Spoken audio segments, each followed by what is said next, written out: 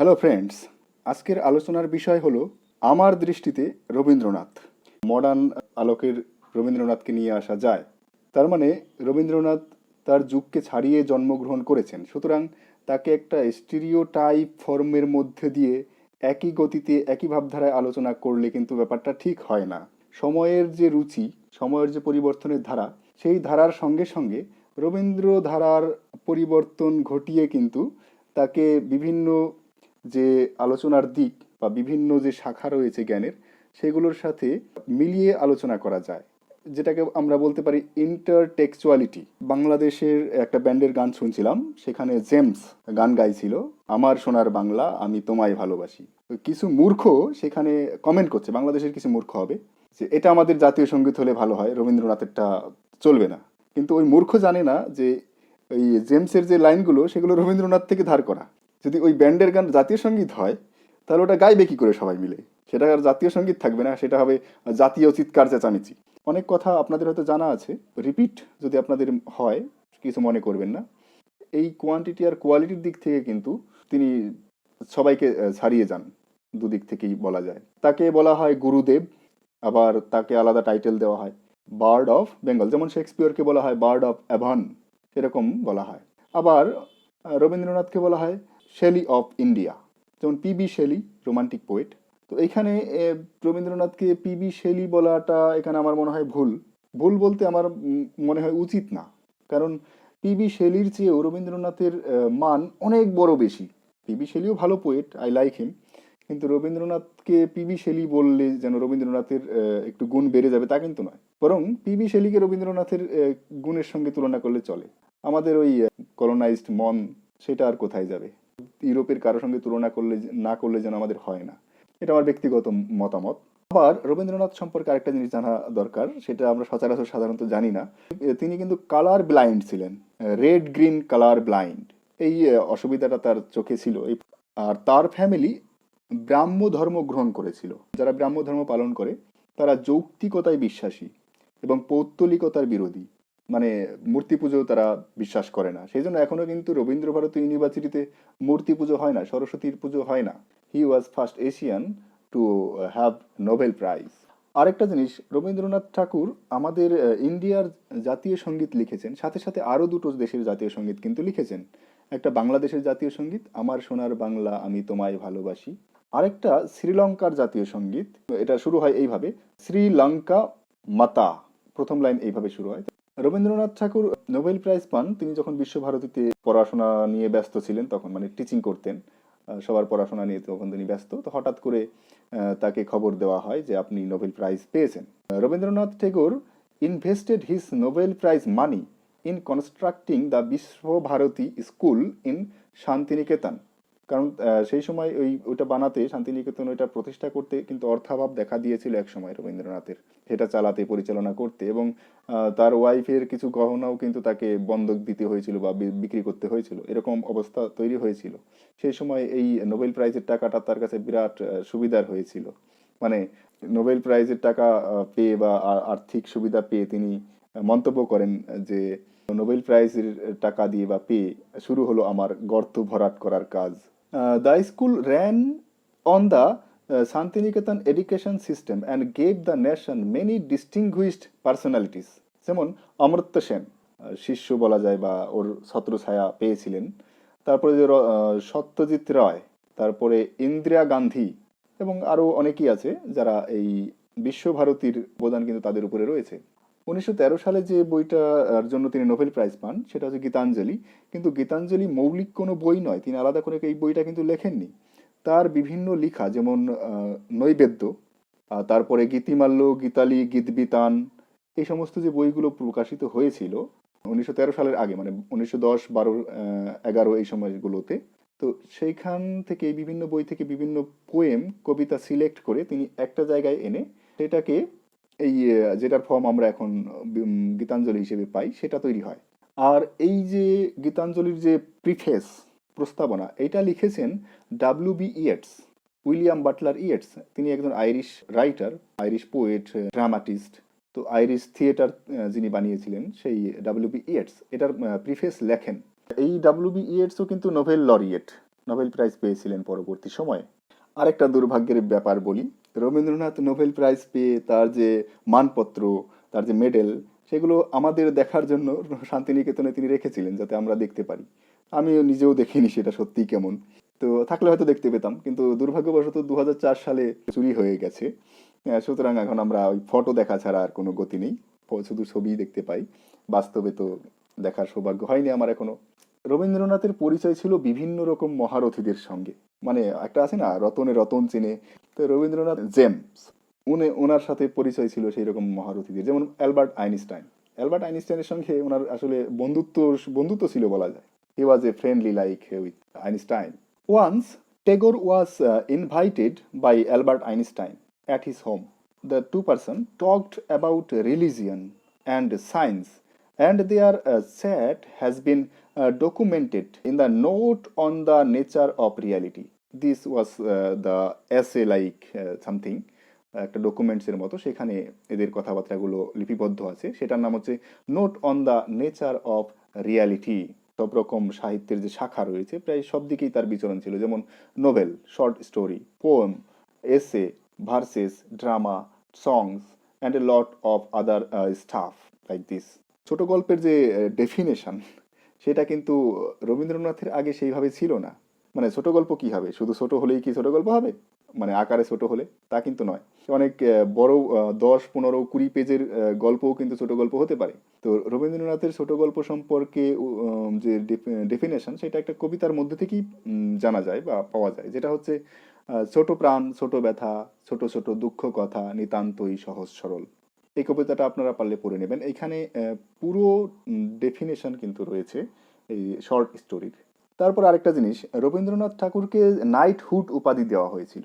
King George five of England knighted Rabindranath Tagore in 1915 for his great contribution in the field of literature. However, following the tragic massacre at Jallianwala Bagh in 1919, Tagore renounced the title, the knighthood he rejected or তারপর রবীন্দ্রনাথ ঠাকুর বাংলার যে নবজাগরণ, Bengali Renaissance, এর ক্ষেত্রে কিন্তু তিনি অগ্রদূত ছিলেন বলা যায়। বঙ্গভঙ্গ আন্দোলন শুরু হয় 1905 সালে। এর যে প্রথম যে যাত্রা, যে মিছিলটা হবে, সেখানে যাত্রা শুরু হবে, সেটা কিন্তু আমাদের কলেজ স্ট্রিটের ওখানে, বিদ্যাসাগর কলেজ, যে কলেজে আমি পড়তাম, ওই মাঠ থেকে কিন্তু শুরু হয়, এবং সেই শুরুটা বা উদ্বোধনটা কিন্তু রবীন্দ্রনাথ ঠাকুর নিজে করেছিলেন। Rabindranath Thakur also credited with calling Gandhiji Mahatma. গান্ধীজিকে মহাত্মা উপাধি রবীন্দ্রনাথ ঠাকুর দিয়েছিলেন, কারণ গান্ধীজির সঙ্গে তার একটা বন্ধুত্বপূর্ণ সম্পর্ক ছিল। আর শান্তিনিকেতনের দায়িত্ব তিনি কিন্তু একবার গান্ধীজির উপরে হাতে তুলে দিয়েছিলেন, যে আপনি চালান আপনার মতো। এবং গান্ধীজি সেখানে কিন্তু ওই নিজের কাজ নিজে করা, এই ব্যাপারটা, স্বনির্ভরতা, এই ফিলোসফিটা গান্ধীজি সেখানে স্টার্ট করেন, এবং সেইখানে ছাত্রছাত্রীরা নিজেদের কাজ নিজেরা করতো, নিজেরা রান্না করতো, নিজেদের পড়াশোনা নিজেরাই করতো।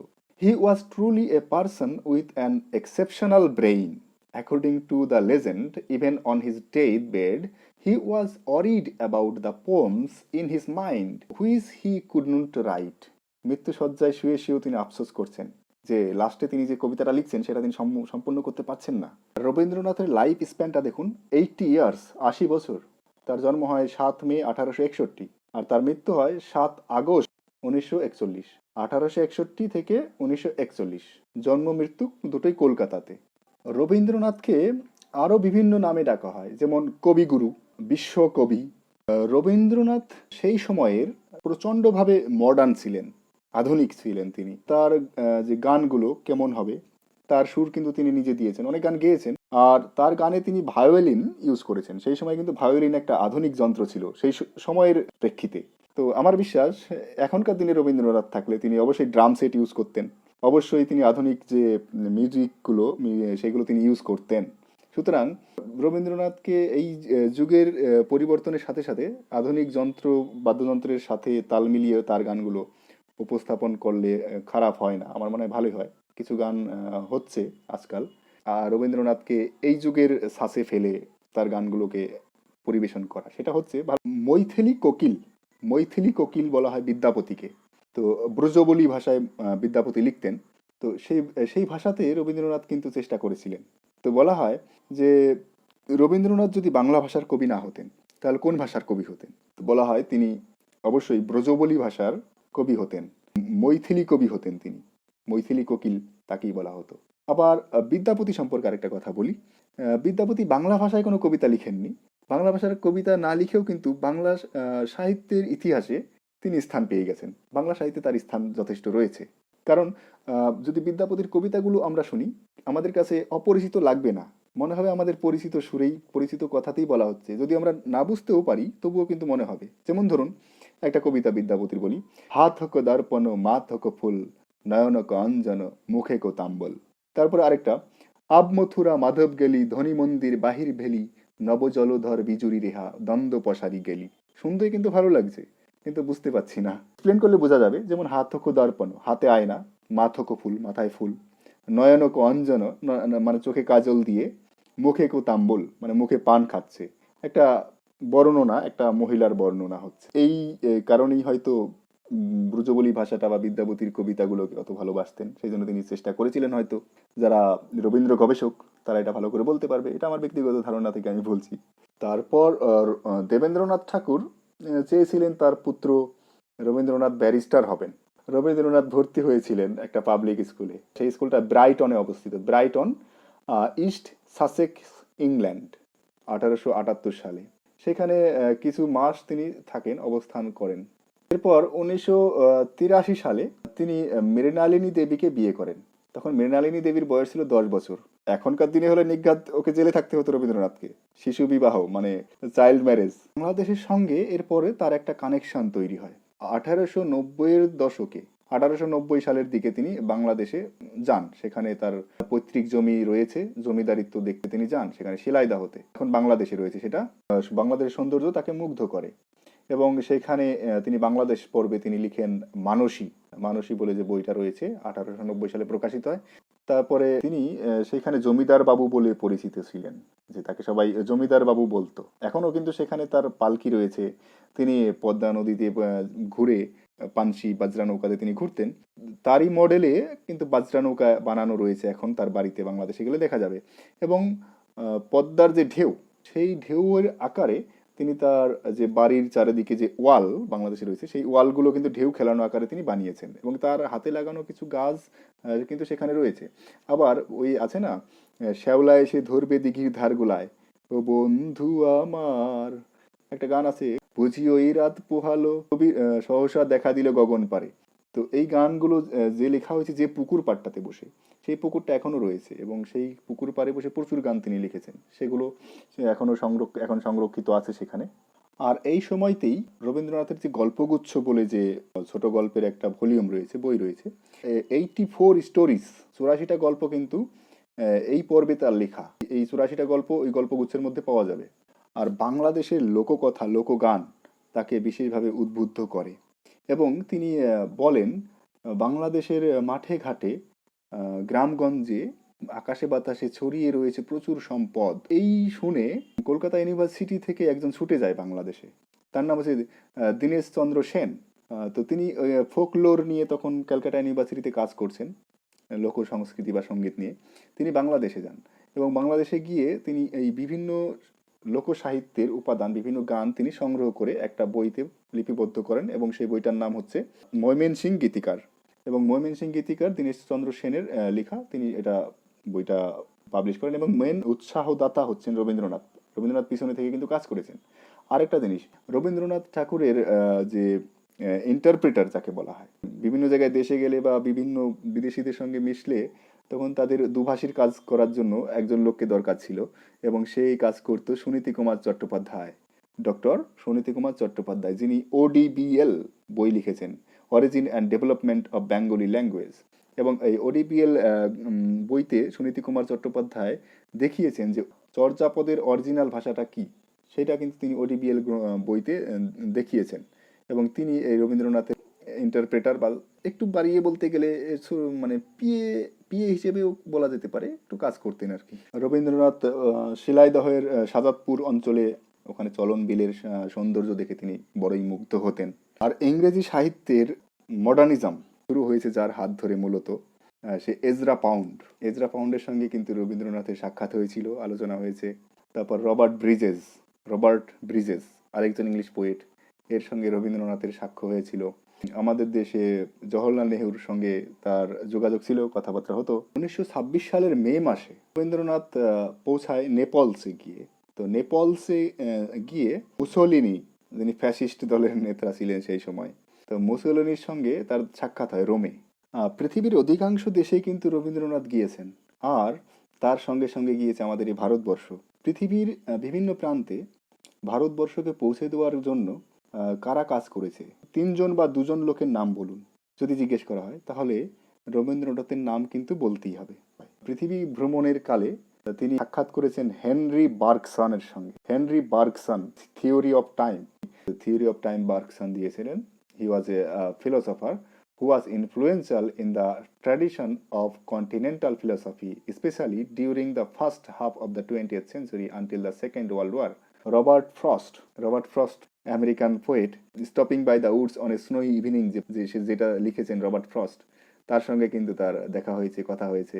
তারপর Thomas Mann, George Bernard Shaw, H G. Wells, যিনি টাইম মেশিন লিখেছেন। তারপরে রোম্যান রোল্যান্ড। এনারা শুধু নিজে গিয়ে পার্সোনাল কথাবার্তা বলতেন না, তিনি ভারতবর্ষকেও তুলে ধরতেন সেখানে। রবীন্দ্রনাথের একটা আলোচনা আসে চরিত্রের উপেক্ষিতা নিয়ে। যেমন ধরুন, রামায়ণের রামকে অনেক বড় করে দেখানো হলো, সীতাকে সবাই জানে। তো প্রশ্ন হলো যে রাম বনে গিয়েছে, তার সঙ্গে তার ওয়াইফ গিয়েছে, তো এদের ভালো করে বর্ণনা আছে, এদের বীরত্বের কাহিনী লেখা হয়েছে। কিন্তু একই রকম ভাবে লক্ষ্মণের যে ওয়াইফ উর্মিলা, সেও তো 12-14 বছর ওইরকম চোখের জল ফেলেছে। তো বলেছে যে তার তো বর্ণনা সেইভাবে ফুটিয়ে তোলা হয়নি, তাকে তো ওইভাবে আরো মহান করে তুলে ধরা যেত। উর্মিলার এই 12-14 বছরের চোখের জলের হিসেব কে দেবে? সেটা কি বাল্মীকি দেবে? তারপরে অভিযানা শাকুন্তলম, যেটা লিখেছেন কালিদাস, তো সেইখানে প্রিয়ম্বদা আর অনসোয়া শকুন্তলার সখী ছিলেন যারা, তো তাদের অনুভূতিগুলো বা তাদের বিভিন্ন জায়গায় বর্ণনাগুলোকে ঠিকঠাকভাবে আরো বেশি করে দেওয়া যেত, কিন্তু দেওয়া হয়নি, উপেক্ষা করা হয়েছে। তো এই নিয়ে তিনি বিভিন্ন রকম কোশ্চেন করেছেন সেখানে চরিত্রের উপেক্ষিতা নিয়ে। রবীন্দ্রনাথ যে সমস্ত লেখাগুলো লিখেছেন তার মধ্যে রয়েছে ড্রামা, এবং ড্রামার মধ্যে উল্লেখযোগ্য হলো বাল্মীকি প্রতিভা। তারপর রয়েছে ডাকঘরের ইংলিশ ট্রান্সলেশন হয়েছে, যেটা নাম দেওয়া হয়েছে দ্য পোস্ট অফিস, ইয়াকশাপুরী, মানে যাকে বলা হয় যক্ষপুরী। নৃত্যনাট্য তিনি লিখেছেন। তারপরে কাব্যনাট্য, সেটাও তিনি লিখেছেন। যদি আমরা দেখি নৌকাডুবিটা দেখি, তো নৌকাডুবি ওটাকে কিন্তু কাব্যনাট্য হিসেবেও প্রেজেন্ট করা যায়, যেটাকে আমরা ইংলিশে বলা হয় পোয়েটিক ড্রামা। তার উপন্যাসগুলোর মধ্যে উল্লেখযোগ্য হচ্ছে ঘরে বাইরে, সেটা নাম দেওয়া হয়েছে the home and the world. এখানে আমরা নিখিলেশ, বিমলা, তারপর সন্দীপকে দেখতে পাবো, এরা হচ্ছে চরিত্র। এখানে স্বদেশী মুভমেন্টের, স্বদেশী আন্দোলন যেটা হয়েছিল তার একটা চিত্র আমরা সেখানে পাবো। এবং সিপাহি মিউটনি বলতে বোঝায় সিপাহী বিদ্রোহ, তার একটা চিত্র কিন্তু সেখানে রয়েছে। তারপর তিনি লিখেছেন যোগাযোগ, এটা কিন্তু খুবই গুরুত্বপূর্ণ একটা নোভেল এবং খুব ভালো, পড়তে খুবই ভালো লাগবে। এবং এটার ইংলিশ ট্রান্সলেশন, যেটার নাম দেওয়া হয়েছে রিলেশনশিপ। তারপরে তিনি লিখেছেন চোখের বালি। এই চোখের বালি একটা রোমান্টিক উপন্যাস বলা যায়, এর মধ্যে প্রেমের কাহিনী রয়েছে, জমিদারের কাহিনী রয়েছে। এবং এখানে দেখতে পাবো আমরা একজন নারী, যিনি যৌবনে একজন পুরুষকে চাইছেন। বিহারি বলে একটা ক্যারেক্টার রয়েছে, সেই বিহারিকে পেতে চাইছেন, তার যৌবন দিয়েও পেতে চাইছেন, কিন্তু রিজেক্ট হচ্ছে, তার যৌবন ব্যর্থ হচ্ছে, সেখানে একজন পুরুষকে আকৃষ্ট করতে পারছে না। তো এই যৌবন যার রিজেক্ট হচ্ছে, সেই রকম একজন নারীর যে যন্ত্রণা, সেটা সেখানে ফুটিয়ে তোলা হয়েছে, আমরা সেখানে দেখতে পাবো সেটা।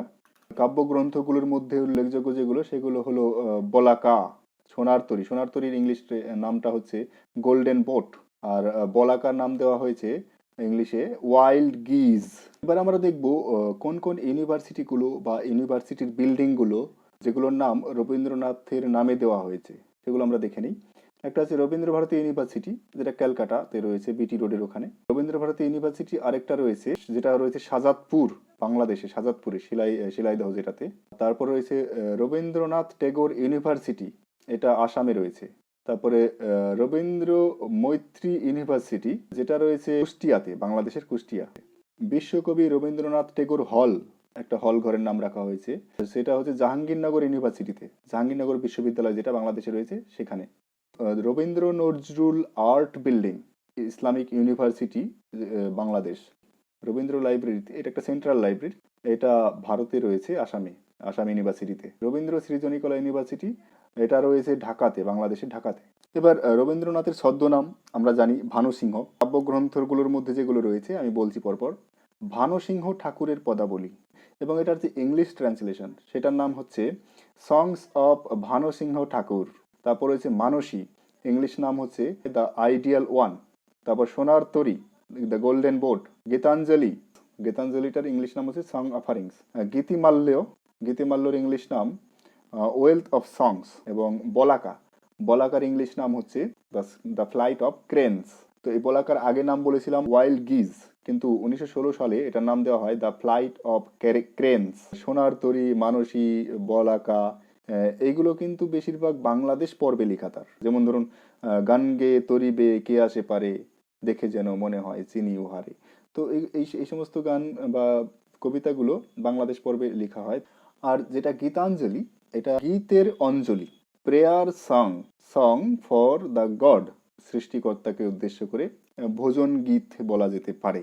মানে ডিভোশনালিটি, সাবলিমিটি ইন ডিভোশন। যারা ইংলিশ পোয়েট, ইংরেজ যারা, তার কবিতার মধ্যে ডিভোশনালিটি পেয়েছেন, আধ্যাত্মিকতা। এই গীতাঞ্জলি বইয়ের মধ্যে যেটার জন্য তিনি নোবেল প্রাইজ পান, সেখানে কিন্তু 103টা গান বা 103টে কবিতা রয়েছে, 103।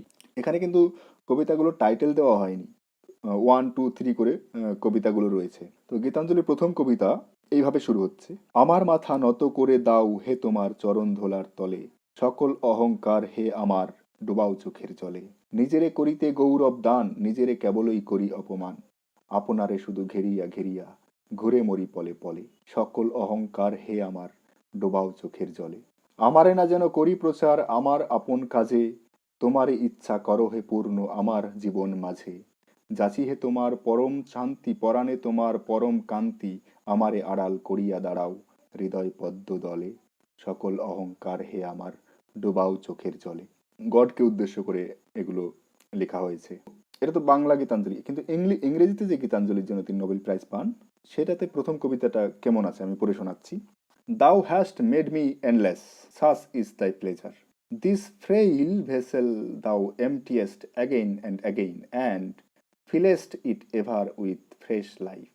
This little flute of a reed thou hast carried over hills and dales, and hast breathed through it melodious, eternally new. At the immortal touch of thy hands, my little heart loses its limits in joy and gives birth to utterance ineffable. Thy infinite gifts come to me only on these very small hands of mine. Ages pass, and still thou pourest, and still here is room to fill. Room to fill মানে হৃদয়ে এখনো শূন্য রয়েছে, যেটা এখনো ভরতে বাকি। এখনো হৃদয়ের মধ্যে অনেক কিছু পূর্ণ হয়নি। রোমান্টিক পোয়েট রয়েছে, সব দেশই রোমান্টিক পোয়েট রয়েছে, তাদের একটা পিরিয়ড থাকে যেটাকে রোমান্টিক পিরিয়ড বলা হয় তাদের দেশের, তাদের সাহিত্যের ইতিহাসে। তাদের সঙ্গে আমি কানেক্ট করার চেষ্টা করব রবীন্দ্রনাথের ভাবধারাকে, এবং দেখাবো যে রবীন্দ্রনাথ অনেক অনেক রোমান্টিক ছিলেন, তাদের চেয়েও বেশি রোমান্টিক ছিলেন। পরের ভিডিওটা দেখার অনুরোধ রইল।